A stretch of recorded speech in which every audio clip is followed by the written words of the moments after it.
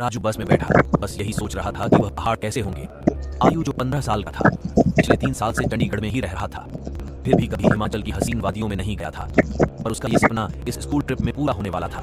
ढेर सारे lunch box से खाना खाते हुए और ऐन तक्षरी के हुए पूरा दिन बीत गया था। वह शिमला पहुंचने वाले थे कि पता नहीं कैसे उनकी बस जो कुछ मिनट पहले ठीक चल रही थी उसमें से धुआं निकालने लगा।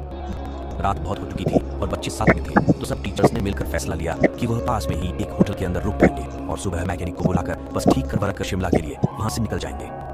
वह लोग पास के एक होटल तक पहुंचे। वह होटल दोनों तरफ से बड़े बड़े पेड़ और पहाड़ों से घिरा हुआ था। सब टीचर्स ने बच्चों को होटल में अलग अलग कमरों में बांट दिया और डिनर के बाद सब सोने चले गए। आयु को अपने 2 दोस्तों अमन और रोहन के साथ कमरा मिला था और वह बहुत खुश था क्योंकि वह दोनों उसके काफी अच्छे फ्रेंड्स थे। रोहन जब कमरे में गए तो कमरे की खिड़की से उन्हें जंगल के बीचों बीच एक झील दिखाई दी। उन तीनों को याद था कि कैसे पिछली ट्रिप में 2 बच्चे ऐसे ही झील पर निकले थे और वह स्कूल के सबसे पॉपुलर बच्चे बन गए। तो उन तीनों ने भी प्लान बनाया कि इस बार वह भी कुछ कारनामा करेंगे।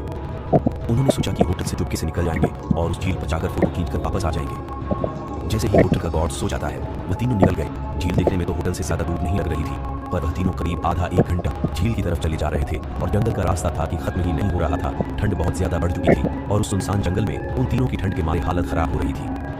उन्होंने अपना फोन चेक किया तो उसमें सिग्नल नहीं आ रहा था।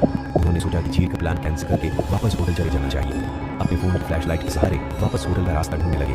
रास्ता ढूंढते ढूंढते अमन और आयु जो रोहन के थोड़ा आगे चल रहे थे, वह उसे कितना आगे निकल जाते हैं उसे पता भी नहीं चलता। जब वह पीछे पलट के दिखते हैं तो वहां पर उनका दोस्त नहीं होता।